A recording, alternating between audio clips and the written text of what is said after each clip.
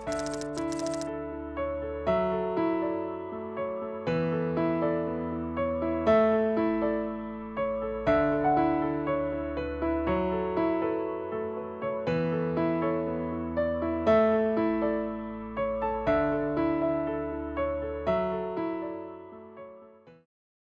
ভাইরা, চলো আমাদের ম্যাথের নেক্সট টাইপে চলে যাই, টাইপ 6। অর্থাৎ কি এটা?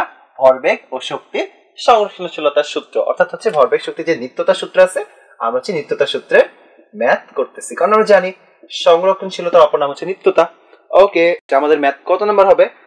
আগে আমরা ম্যাথ করছিলাম হচ্ছে আই থিঙ্ক আমরা 11 পর্যন্ত করে ফেলেছিলাম, না 12 পর্যন্ত করছিলাম। এটা হবে ম্যাথ 13 আমাদের। চলো আমরা শুরু করি। ওকে, তাহলে এটা আমাদের হচ্ছে ম্যাথ 13, অর্থাৎ 13 নাম্বার ম্যাথ।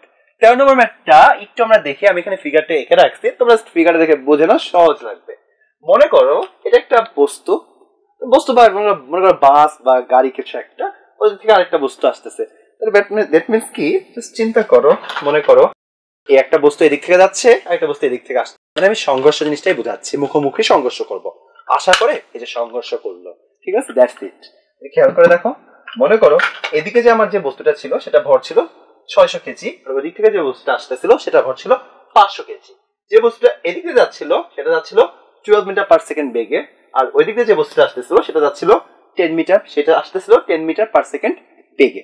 এরপরে যখন তারা আসলো, এসে ধাক্কা খেলো, খাওয়ার পরে যেহেতু এদিক থেকে যে বস্তুটা আসছে সেটা ভারী ছিল, এবং সেটা এখন ভারী 600 কেজি, এটা 500 কেজি, এটা ভারী বেশি, আবার এটা বেগও বেশি 12, এটা বেগ কত 10, মানে এটা বেশি পাওয়ারফুল হবে, এটাকে ধাক্কা মেরে এভাবে সরাই নিয়ে যেতে থাকবে। অর্থাৎ এই দুটো তখন ধাক্কা খেললো, খাওয়ার পরে একটা মিলিত বস্তু হয়ে গেল, মানে কি সঙ্গে সঙ্গে তুমড়ে বসছে, একাকার হয়ে একসাথে হয়ে গেল, এবং তারা একত্রে দেখো ধাক্কা খেয়ে একত্রে এদিকে যাচ্ছে, অর্থাৎ কিউ বস্তুর দিকে। অর্থাৎ এটা যদি আমরা পি বস্তু ধরি, এটার নাম যদি আমরা দিই কিউ, তাহলে ধাক্কা খাওয়ার পরে কিউ বস্তুর দিকে যাবে কত বেগে? 2 মিটার পার সেকেন্ড বেগে। অর্থাৎ মিলিত বস্তুর বেগটা হবে 2 মিটার পার সেকেন্ড, যেটা দিক হবে কোন দিকে? ওই দিকে। আমরা যদি এদিক ধরে ডান, এদিক ধরে যদি বাম, বাম দিকে। অর্থাৎ পি বস্তু যাচ্ছে বাম দিকে, মিলিত বস্তুটাও যাচ্ছে বাম দিকে, আর কিউ বস্তু যাচ্ছে আমার হিসাবে ডান দিকে। চলো আমরা শুরু করি ম্যাথটা। প্রথমত এটাকে আমরা M1 ধরি, এটাকে আমরা M2 ধরি। এখন কোশ্চেনটা তোমাদের পরীক্ষায় কি আসবে, জাস্ট লজিকটা তো আমি বুঝাই দিলাম, কোশ্চেনটা তোমরা খাতায় লিখে ফেলো, ফিগার টাকার পরে লেখো যে ভরবেগের, আচ্ছা কোথায় লিখবো, প্রথম পাশে লিখি, ভরবেগের সংরক্ষণ সূত্রকে এই গাড়ি দুইটা সমর্থন করলেও গতিশক্তির যে সংরক্ষণ সূত্র আছে, গতিশক্তির সংরক্ষণ সূত্রকে সমর্থন করে না। আই থিঙ্ক তোমার লজিকটা ধরতে পারছো। জাস্ট এটা কি বোঝালো, যে ভরবেগের সংরক্ষণ সূত্রকে এই দুটা যে গাড়ির ব্যাপারটা যদি সমর্থন করলেও গতিশক্তির সংরক্ষণ সূত্রকে সমর্থন করে না, এটাকে তোমাকে বলবে ব্যাখ্যা করো। এই ধরনের কোশ্চেনগুলো সাধারণত কোথায় আসে? ঘতে বা ডি, ঘ অথবা ডি যে জায়গাটা সেখানে চলে আসে উচ্চতর দক্ষতাতে। চলো আমরা সলভ করে ফেলি। প্রথম টার্গেট এটা আমরা করব তোমার হচ্ছে ভরবেগের সংরক্ষণ সূত্রের ক্ষেত্রে, ওটা প্রথমটাকে দেখাই। সো তুমি লিখে নাও, ভরবেগের সংরক্ষণ সূত্রে সত্যতা যাচাই। টপিকের নামটা লিখলাম। ওকে, চলো শুরু করবো আবার আমরা ভরবেগের সংরক্ষণ সূত্রের সত্যতা যাচাই। আচ্ছা, ভরবেগের সংরক্ষণ সূত্র আমরা কি জানি, যে সংঘর্ষের পূর্বের বেগ, এখানে বস্তু কয়টা আছে তোমরাই বলো? দুইটা বস্তু, তাহলে আমরা কি লিখবো? M1 plus M2 U2। মানগুলো চলো বসায় ফেলি। M1 হচ্ছে কত? 600, U1 দেওয়া আছে কত দেখো তো? 12, প্লাস M2 দেখো তো কত দেওয়া আছে? 500, আর U2 টা কত হবে? অবশ্যই হবে -10। কেন মাইনাস হবে এই জিনিসটা আমি তোমাদেরকে বিগত 2-3টা ম্যাথ ধরে দেখাচ্ছি। কারণ আমরা বলতেছি এই দিকটাকে আমি ধরছি প্লাস, উল্টো দিকটাকে আমি ধরছি মাইনাস। সো 12 প্লাস হবে, 2ও প্লাস হবে, আর 10টা হবে মাইনাস। চলো আগে নেক্সট এখন যোগ বিয়োগ করে চলো আমরা, দেখো তো কত আসে। ক্যালকুলেটর একদম ধামধুম করে ফেলি, তোমরাও করে ফেলো। 600 × 12 প্লাস কত দেখো তো আছে? 500 × -10। ওকে, ডান। 2200, এটা হচ্ছে 2200, 2200 মিটার পার সেকেন্ড। এটা হচ্ছে ভাইরা কি? সংঘর্ষের পূর্বে বেগ। এবার চলো আমরা সংঘর্ষের পরের বেগ বের কি হবে দেখে ফেলো সংঘর্ষের পরের বেগ m1 v1 প্লাস কি হবে m2 v2 সিম্পল m1 আর এটার ক্ষেত্রে হবে কি m2 v2 চলো মানগুলো বসায় ফেলি তাহলে m1 কত আছে দেখো তো তোমার এখানে কত দেওয়া আছে আচ্ছা ভালো কথা বস্তুটা কিন্তু মিলিত হয়ে গেছে একটু খেয়াল করে দেখো সো আমরা বলতে পারি v1 আর v2 টা কি আছে সমান তাহলে লিখে দিই m1 v plus m2 v তাহলে আমরা একবার লিখতে পারি v into m1 plus m2 আমরা কি করছি v1 v2 যেহেতু সমান দুটোকে একসাথে v ধরছি বুঝতে পারছো লজিকটা এবার মানগুলো বসায় ফেলো v কত আসছে দেখো তো আমাদের v কত আছে v দেওয়া আছে হচ্ছে 2 যেটা হচ্ছে প্লাস যেটা এদিকে আছে 2 ইনটু m1 হচ্ছে কত 600 প্লাস m2 হচ্ছে 500 এত মিটার পার সেকেন্ড চলো ক্যালকুলেটর করে দেখি আমরা মানটা কত আসে 500 1100 ইনটু 2 হচ্ছে 2200 অ্যান্সারটা হবে 2200 মিটার পার সেকেন্ড আর একটু দেখেন তো সংঘর্ষের পূর্বে যে বেগ ছিল সেটা কত ছিল 2200 মিটার পার সেকেন্ড সংঘর্ষের পরেও বেগ আসছে 2200 metre per second that means আমরা বলতে পারি সংঘর্ষের পূর্বের যে বেগ আর সংঘর্ষের পরের যে বেগ এই দুইটা পরস্পর কি সমান যেহেতু সংঘর্ষের পূর্বের বেগ আর পরের বেগ পরস্পর সমান সুতরাং আমরা বলতে পারি যেটা কি ভরবেগের যে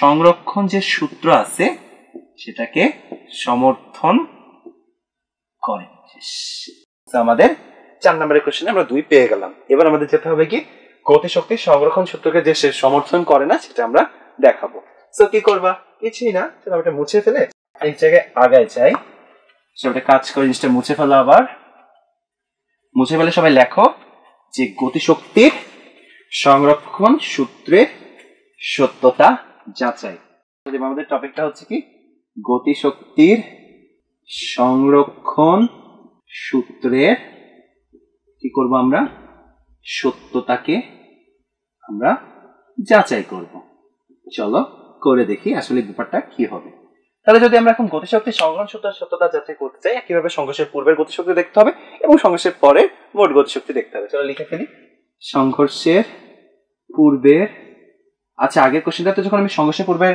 বেগ লিখছিলাম তোমরা মোট বেগটা লিখে দিও সহজ হবে আর কি আচ্ছা সংঘর্ষের পূর্বে এখন লেখো মোট গতিশক্তি আচ্ছা আচ্ছা আচ্ছা আচ্ছা আচ্ছা আরেকটা কোশ্চেন আগের কোশ্চেন আমি লিখছিলাম মাত্র মনে পড়লো একটু ভুল হয়ে গেছে তোমরা ঠিক করে নিবা আমি লিখছিলাম সংঘর্ষের পূর্বের বেগ একটু খেয়াল করে দেখো সংঘর্ষের পূর্বের বেগ লিখছিলাম আর নিচে লিখছিলাম সংঘর্ষের পরের বেগ তোমাদের টার্গেটটা থাকবে তোমরা জাস্ট একটুখানি চেঞ্জ করে নাও আমি ভুলে বেগ লিখে ফেলছি এটা ভরবেগ লিখে দাও আর কিছু করতে হবে না একটু সিম্পল একটা মিস্টেক করে ফেলেছি জাস্ট কাজ করো এই জায়গাটা কেটে দাও মানে আগের জায়গাটাতে এই দুটো কেটে এখানে লেখা হচ্ছে সংঘর্ষের পূর্বের মোট ভরবেগ আর ওই নিচেরটা লিখবা মোট পরের মোট ভরবেগ এইটুকু জায়গা একটু ঠিক করে নাও তোমরা আমি ভুলে বেগ লিখে ফেলছিলাম ঠিক আছে জাস্ট এখানে বেগের জায়গায় তোমরা ভরবেগ লিখে দাও আগের পার্টটাতে আগের কোশ্চেনের জায়গাটাতে ঠিক আছে চলো এবার আমরা এই কোশ্চেনটাতে ফিরে আসি ওকে তাহলে এখন কি লিখবা সংঘর্ষের পূর্বের মোট গতিশক্তি কত হবে সূত্র বলে ফেলো তোমরা half m1 u1 square plus half m2 u2 square একদম সিম্পল একটা সূত্র তাই তো চলো মানগুলো আমরা বসাই ফেলি দেখি কত হয় আমি হাফটা কমন নিয়ে রাখি সুবিধা হবে m1 u1 square plus m2 u2 square half m1 এর মান দেখো তো কত আছে 600 আর u1 স্কয়ারের মান কত 12 স্কয়ার প্লাস m2 দেখো তো কত আছে 500 ইনটু u2 স্কয়ার u2 কত দেখো তো -10 স্কয়ার এটা সেকেন্ড ব্র্যাকেট দেওয়া লাগবে ওকে আচ্ছা এককটা কি হয় এটা একটা গতিশক্তি একটা যেহেতু একটা শক্তির একক হয় হচ্ছে জুল বড় হাতে জে দিয়ে প্রকাশ করে এটাকে জুল বলা হয় ঠিক আছে এটা আমরা পরের চ্যাপ্টারে তোমাকে আমি শেখাবো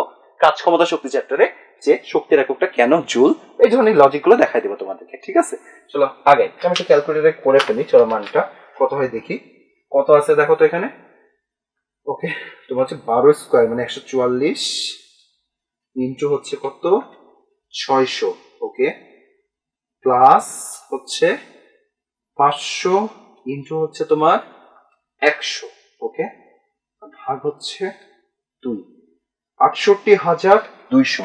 এর অ্যান্সারটা আসছে কত? 68,200 জুল। ওকে, দেখো তাহলে সংঘর্ষের পূর্বে আমাদের মোট গতিশক্তি কত আসছে? 68,200 জুল। ওকে, এবার আমাদের টার্গেট হচ্ছে সংঘর্ষের পরে মোট গতিশক্তি আমরা বের করবো। চলো বের করে দেখি মানটা কত আসে। আমি রেখে দিলাম একটু, তাহলে আমাদের পরে কস করতে সুবিধা হবে আর কি। ঠিক আছে, আমরা বুঝতে পারবো আর কি। ওকে, একটু পাশে লিখে রাখি 68,200 জুল সংঘর্ষের পূর্বের ক্ষেত্রে। এবার লেখো সবাই সংঘর্ষের পরের মোট গতিশক্তি। এখন কি হবে? সিম্পলি বলে ফেলো, হাফ m1 e1 এর জায়গায় তোমরা লিখবা half m1 v1 square plus half m2 v2 square. মজার ব্যাপারটা হচ্ছে কি, আমাদের ম্যাথের ক্ষেত্রে তোমার হচ্ছে v1 আর v2 টা সেম, যেটাকে আমরা v ধরে নিচ্ছি। সো আমরা একটা জিনিস কি করব, একটু কমন নিয়ে নিই, half m1 v square plus m2 v square. এখন টার্মটা কিন্তু কমন হবে, দেখো v স্কয়ারটা দুইটাতেই আছে। সো আমরা কমন নিয়ে নিই, half v square m1 plus m2। এটা সুবিধা হয়ে গেল। মানটা কত হবে দেখো, হাফ মানে আমরা লিখতে পারি 0.5 v স্কয়ার, v হচ্ছে কত 2, তাহলে 2 স্কয়ার ইনটু কত m1 প্লাস m2। m1 এর মান হচ্ছে কত 600 প্লাস 500, অ্যান্সারটা হবে এত জুল। চলো মানটা আমরা করে ফেলি ক্যালকুলেটরে, দেখো কত কত আসছে। 600 প্লাস 500 মানে হচ্ছে 1100 ইনটু হচ্ছে তোমার 4, যা আসবে তাকে আমরা অর্ধেক করে দেব। ঠিক আছে, ইনটু হচ্ছে 0.5, আচ্ছা হচ্ছে 2200। আমাদের অ্যান্সার আসছে, দেখো তোমরা কি চলে আসলো 2200 জুল। ব্যাপারটা আপনারা দেখছেন, সংঘর্ষের পূর্বে আমাদের মোট গতিশক্তি যা ছিল সংঘর্ষের পরে তা কতটা কমে গেছে। সো এটা মানটা দেখো, সংঘর্ষের পূর্বে ছিল 68,200 জুল। কত ছিল? 68,200 জুল। ঠিক সেই দুইটা বস্তুই যখন সংঘর্ষ করে মিলিত বস্তু হয়ে গেল, তারপরে তাদের গতিশক্তি হয়ে গেল 2200 জুল। সো হিউজ একটা ডিফারেন্স হয়ে গেছে। সো আমরা বলতে পারি যে সংঘর্ষের পূর্বের যে গতিশক্তি আর সংঘর্ষের পরের যে গতিশক্তি, পরের গতিশক্তি আর এখানে আমরা লিখতে পারি পূর্বের গতিশক্তি, ইকে দিয়ে লিখে দিলাম, দুইটা পরস্পর সমান না। অর্থাৎ আমাদের এই যে ম্যাথটা দিলাম সেটা হচ্ছে কি, ভরবেগের সংরক্ষণ সূত্রকে সমর্থন করলেও গতিশক্তি সংরক্ষণ সূত্রকে সমর্থন করে না। চলো আমরা চলে যাই আমাদের নেক্সট টাইপে।